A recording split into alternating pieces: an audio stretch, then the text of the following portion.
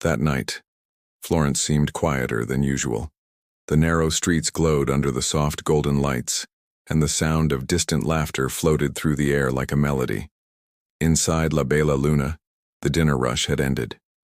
Isabella moved calmly through the restaurant, collecting empty glasses, her thoughts still on the letter she'd received earlier that day. She had read it twice, and each time it made her smile. Not because it was from a millionaire or written on expensive paper, but because it was genuine. Alexander Moretti's words were simple, but they carried weight, the kind that comes only when someone truly understands they've been wrong. The next morning, Alexander sat alone in his office on the top floor of a glass building overlooking the Arno River. Normally, his mornings were a storm of phone calls, meetings, and assistants rushing in and out. But today he had asked for silence. On his desk sat his coffee cup and a small folded napkin, the same napkin where Isabella had first written his order. He had kept it, though he couldn't explain why. Maybe because it reminded him of humility, something his money could never buy. For years, he had built his empire on confidence and control, believing respect was earned through power. But a single conversation with a waitress had shattered that illusion. He leaned back, replaying that evening in his mind. The look in her eyes when she responded, calm, intelligent, unshaken, had stayed with him. She hadn't yelled, hadn't insulted him back, yet her presence alone forced him to face himself.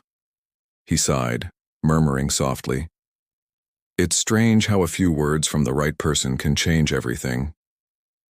Later that afternoon, his assistant, Clara, walked in. "Sir, the meeting with the investors is at 3. Shall I prepare the presentation?" Alexander smiled faintly. "Yes, but make one change." "What kind of change?" she asked. "Add a slide," he said. "A reminder that success means nothing if we forget kindness." Clara blinked in surprise but nodded. "Of course, sir." When she left, Alexander looked out the window. Below, the streets of Florence buzzed with life. For the first time, he saw the people not as passing faces but as stories, each one carrying dreams, struggles, and lessons like Isabella's. A few days later, Alexander decided to visit La Bella Luna again. This time he didn't come to eat. When he walked in, Isabella was busy serving tourists. She looked up, surprised to see him. "Signor Moretti," she said politely. "Back again?" He smiled. "Not for dinner this time. I came to speak with you." They stepped to a quiet corner. The afternoon light streamed through the window, painting the floor in soft amber hues.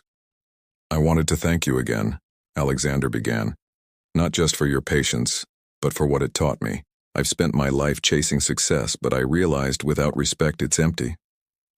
Isabella listened quietly, her eyes kind, but steady.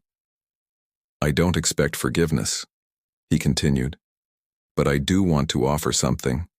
I spoke with the university board where I studied. They have a program for language and cultural studies. If you ever want to continue your education there, I can help make it happen." Her eyes widened slightly. "You'd really do that?" He nodded. "It's not charity, it's gratitude. You reminded me of something I had forgotten, the value of people, not titles." For a moment, Isabella was silent. Then she smiled gently. "That's very kind of you, Signor Moretti. I'll think about it. But please know, your change of heart means more to me than any offer." He smiled. "Then maybe we both learned something." She laughed softly. "Maybe we did." As he left, Alexander felt lighter. He walked without his usual rush, simply observing life. He noticed a street musician, an old couple sharing gelato, an artist sketching near the bridge. For the first time, he felt connected to the world, not above it. Meanwhile, Isabella continued her shifts with quiet pride. She didn't tell many people about the encounter. Some stories are meant to be carried in the heart. But now and then she'd smile, thinking of the night a millionaire learned the meaning of respect. In that small restaurant, a woman who served tables taught a man who owned skyscrapers that character is not measured by wealth, but by how you treat others. From that day on, Alexander changed.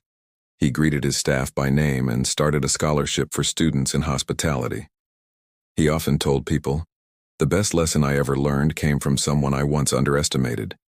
He never forgot Isabella, a symbol of quiet strength, a reminder that true power comes from empathy.